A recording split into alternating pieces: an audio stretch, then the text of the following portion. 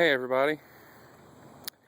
Well, today we got to take the back tire off this bus, this Chevy bus here, because it's got a nail in it and it's ultimately got a bad air leak in it. So I've got a jack up under the axle and I've already got it jacked up, and we got to take off this outer dual tire because it's got a nail. Conveniently for the video, I don't know if yeah, right there, there's a nail right there. I don't know how good you can see it, but there's a nail. So we've got to take it off and go to the tire place and either get it plugged or patched. So I'm gonna make a video today showing you how to take the rear duals off,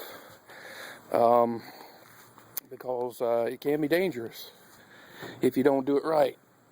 So, got my air gun here, and my hammer, and my crowbar. Where'd it go? There it is. And we're going to take off this tire. So, the thing you have to remember with the rear wheel Daytons, not necessarily the front, but the rear ones are where you really can get hurt if you don't do it right. So, the problem or the danger is when you take off the lug nuts on each spoke, you back them out just enough. You don't take it all the way off. You just leave the nut on there just enough for it to stay on there, and you take a hammer and you have to hit that clamp to break it free, or they will shoot out and hit you in the leg and take your leg off. Or if you're kneeling or if you're squatted down, they'll probably, could hit you in the stomach or whatever. So, and they could probably kill you. So that's the danger taking them out. And if you do it right, it's safe. But if you don't, then you could get killed. So let's see if I can do it here. Let me get the air gun in here. There you go. All right, cover your ears. So this one right here, we're going to show you how to take it off. So put it on there, put the air gun on there. See, it's off. Now I just took it off, or I backed it off, and you can see what I said. Don't take the lug nut all the way off. Just leave it just about right there, and so you got room enough to knock that clamp off, so it can shoot off, but it won't hit you. So what you got to do now is take the hammer.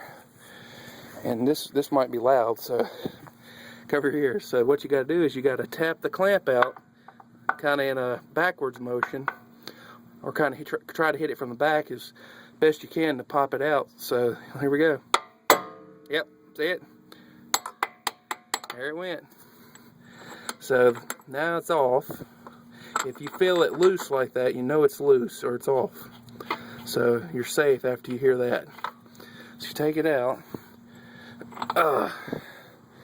So that's the danger in that thing right there, the clamp, because it actually wedges itself between the rim and the spoke. So that's the danger. So that's one of them. Let's do the second one. Air gun on there, and see the lug nut came out, but put it back on there before you hit the clamp.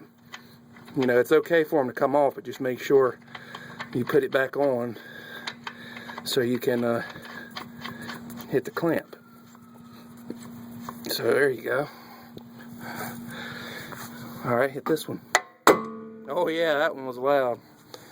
Whew, sweating.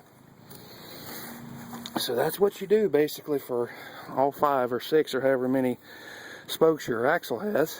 So like I said, after you hit them off with the hammer, then you can take it off. Let me do it with this, save a little time.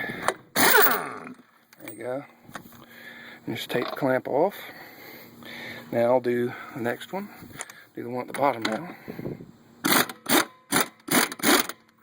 There you go. That one didn't quite come all the way off. Screw it back on there. Make sure it won't break, and then, like I said, take the hammer, hit it. See, that one came off easy. After you break about one or two of them out, the rest come off pretty easy. So, but just be sure you do all of them like that. So I'm gonna show you. I'm gonna do the rest of them. Got 2 more to go. All right, let's do this one. And the bolt came off, so we'll put the bolt back on. Sorry if this is hard to see. This is a spur of the moment video, just showing you. All right, now take the hammer, hit it. See it come off easy. So after you get them off, there you go. Last one and we'll be through. Oh, hope you can see it. The bolt came off. Put it back on.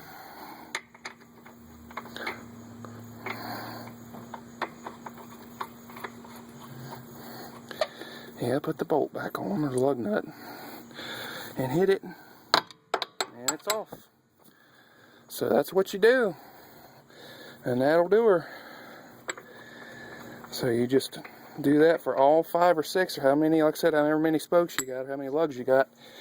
And after you get them all off, pull the air gun out of the way. And after you got it off, take your crowbar.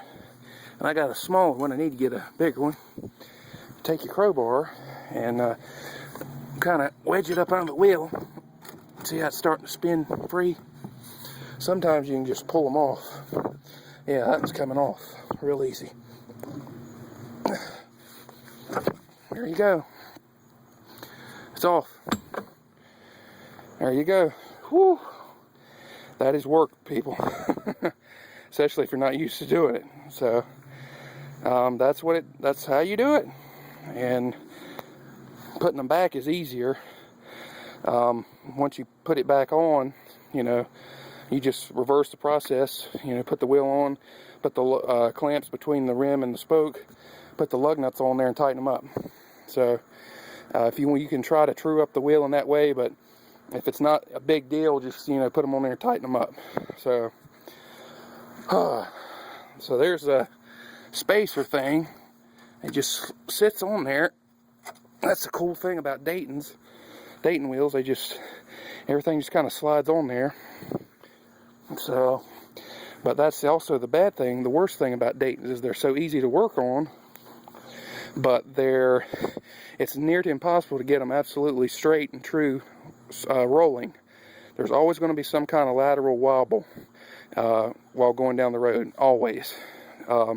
That's why the Daytons are pretty much phased out and they don't make them anymore, because the 10 stud bud wheels, you just take 10 studs off, pull the wheel off, and you're done. And you put them back on, you put the 10 lugs on the wheel and it's straight and perfect, you know. So that's why Daytons are kind of phased out, because they're like I said, almost impossible to get almost perfectly straight and true. So front ones aren't so bad, but another thing that affects how good the Dayton tires roll, ice cream truck. Another thing is how many spokes you have on the axle. If you have, see, this one is a 5-spoke. If you see some of them has 6-spoke or even 8, I've seen an 8-spoke. The more spokes you have, the more points of clamping you have, and then the ultimately straighter the wheel is rolling. So always try to get a 6-spoke Dayton axle over a 5 if you can. So anyway, that's your video. That was work. So what I got to do now is go to the tire place and get the tire plugged, and might make a video putting it back on. So there you go. As always, thanks again. Thanks for watching, and have a good one.